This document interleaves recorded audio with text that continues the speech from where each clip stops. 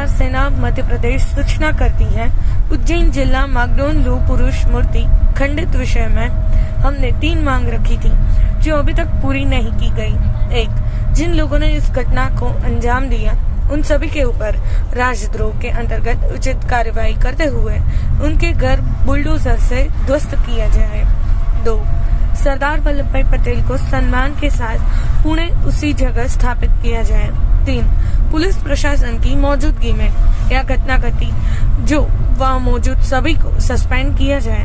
इन 3 मांगों में सिर्फ हमारी एक मांग मानी गई है, पुलिस अधिकारियों को सस्पेंड किया गया है।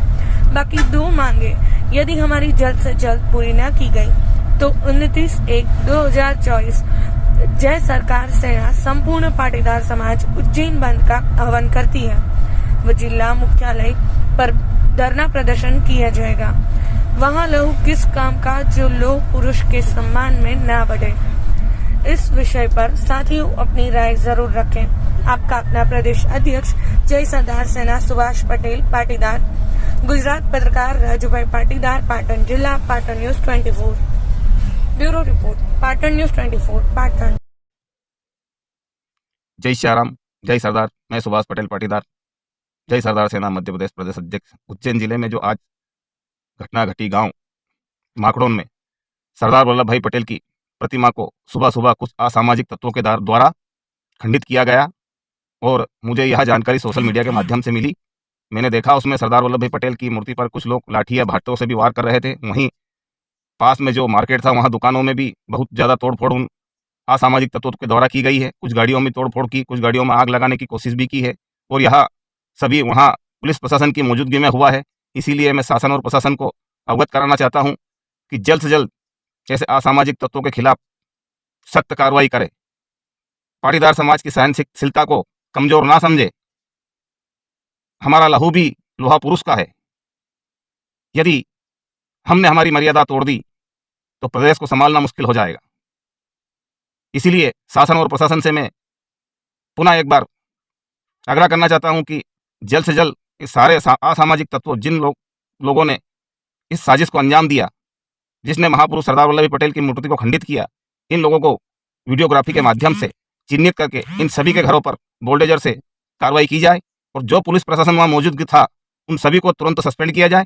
सरदार वल्लभ भाई पटेल की पुनः वहाँ मूर्ति स्थापित की जाए। यही हमारी मांग है। अन्यथा 3 दिन के बाद जय सरदार सेना मध्य प्रदेश आंदोलन करने के लिए तैयार है। हमारी यह मांगे है, हमारी मांगे पूर्ण हो। जय श्री राम, जय सरदार। गई काले तमे टीवी मीडिया ने प्रेस में जोयुं हशे के मध्य प्रदेश नी अंदर उज्जैन जिला बाजू में, उज्जैन बाजू में माकरोड करीने गाम छे। ए गामनी अंदर सरदार साहेब जेने रजवाड़ा भेगा करी अने भारत देशनी स्थापना एमने करी, जे महापुरुष कहेवाय।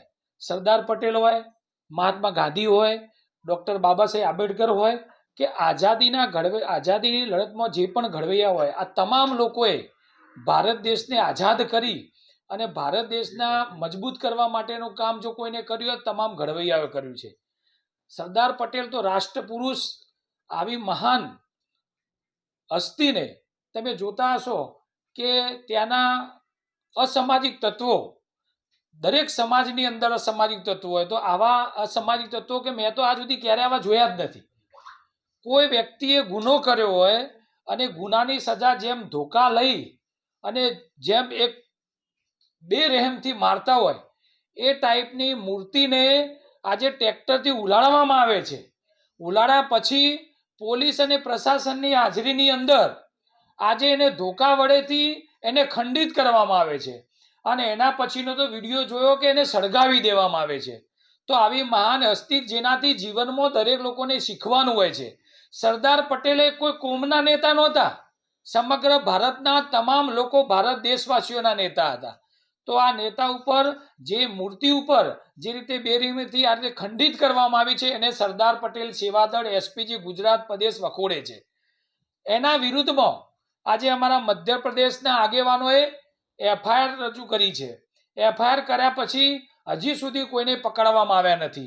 तो एसपीजी द्वारा अमे ગુજરાતના તંત્ર અને ગુજરાતની સરકારને કહેવા માંગીએ છીએ કે તમે મધ્યપ્રદેશની સરકાર ઉપર પ્રેશર લાવી અને વહેલામાં વહેલી તકે આ જે અસામાજિક તત્વો છે કે જેને કોઈ ગુનો કર્યો ના હોય અને ગુનો કર્યા પછી આજે જે રીતે ગુનો કર્યો હોય એ રીતે જે એક મૂર્તિ ઉપર જે આ ખરાબ રીતે વર્તન કરીને જે ખંડિત કરવામાં આવી છે ને ઉખાડીને ફેંકી અને સળગાવી દેવામાં આવી છે, તો એ અમારી એસપીજી વતી માગણી છે કે મૂર્તિને ફરીથી ત્યાં સ્થાપિત કરવામાં આવે, એનું પૂજન કરવામાં આવે, એનો અભિષેક કરવામાં આવે અને વ્યવસ્થિત એ જ જગ્યા ઉપર એને સ્થાપિત કરવામાં આવે.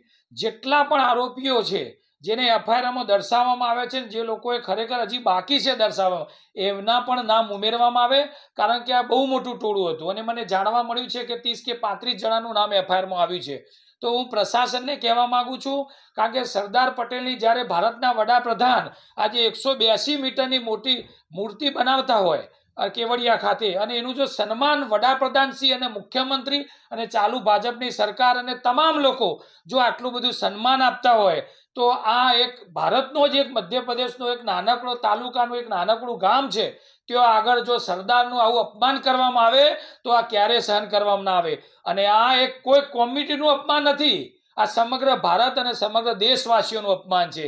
કારણ કે કોઈ પણ મહાપુરુષ હોય એને મૂર્તિને આપણે પૂજન કરવાનું હોય, એમના જીવનમાંથી કંઈક શીખવાનું આવે. તો સરદાર પટેલે ભારત દેશની એકતા માટે પોતાનું જીવન પણ આ રીતે એમને આખું વિતાવ્યું હોય, ભારત દેશને આખો ભેગો કર્યો હોય, એને અખંડ બનાવ્યો હોય, અખંડ દેશના ઘડવૈયા તરીકે જો આપણે માનતા હોય, તો ચોક્કસ આ મધ્યપ્રદેશની સરકાર હમણાં જ નવી તાજી બનેલી સરકાર છે, તો એ સરકારના મુખ્યમંત્રીશ્રીને પણ હું કહેવા માંગુ છું કે વહેલામાં વહેલી તકે કડકમાં કડક સજા આ અસામાજિક તત્વોને થાય, જેના કારણે આખા મધ્યપ્રદેશમાં નહીં પણ આખા ભારત દેશની અંદર આવું ઘેરનું કરતત કોઈ કરે નહીં, અને એને કડકમાં કડક સજા કરવા માટે આજે એસપીજી ગુજરાત પ્રદેશ તરફથી અમે આહવાન કરીએ છીએ. અને આના વિરોધમાં અમે ગુજરાતના તમામ તાલુકા જિલ્લાએ સોમવારે 29મી તારીખે સવારે 11 કલાકની આજુબાજુ અમે આવેદનપત્ર આપીશું. અને હું આ ગુજરાત સરકારના તમામ લોકોને કહેવા માંગુ છું કે તમે અમારું આવેદનપત્ર આ મધ્યપ્રદેશના મુખ્યમંત્રી અને પ્રશાસનને મોકલજો, અને વહેલામાં વહેલી તકે અમારી માગણી જે છે કે કડકમાં કડક સજા અસામાજિક તત્વોને થવી જોઈએ, જેનાથી ગુજરાતના આપણા મહાપુરુષો હોય, જેને ખરેખર ભારત દેશને આઝાદ કરવા માટે પોતાનું જીવન નિશાવર કર્યું હોય, એવા લોકોને જ્યારે પણ કોઈ મૂર્તિને આ રીતે ખંડિત કરે તો કડકમાં કડક સજાનો દાખલો બેસે. તો તમામ મીડિયા માધ્યમથી આજે હું ગુજરાત સરકાર અને મધ્યપ્રદેશની સરકારને મીડિયા માધ્યમથી કહેવા માંગુ છું કે વહેલામાં વહેલી તકે આનો નિર્ણય લઈ અને જેટલા પણ આરોપી છે અને જેટલા પણ આરોપી પકડવાના બાકી હોય એ તમામને વહેલામાં વહેલી તકે અટકાયત કરી અને કાયદેસરની કડકમાં કડક સજા થાય અને ફાસ્ટ કોર્ટમાં થાય. કારણ કે આનો કાયદો વહેલામાં વહેલી તકે આવવો જોઈએ. જ્યારે કોર્ટની અંદર ફાસ્ટ કોર્ટની અંદર જ જો કરવામાં આવે તો અમને લાગે છે કે આનો ચુકાદો વહેલામાં વહેલી તકે આવી જશે. અસ્તુ. ભારત માતા કી જય. જય સરદાર. જય હિન્દ.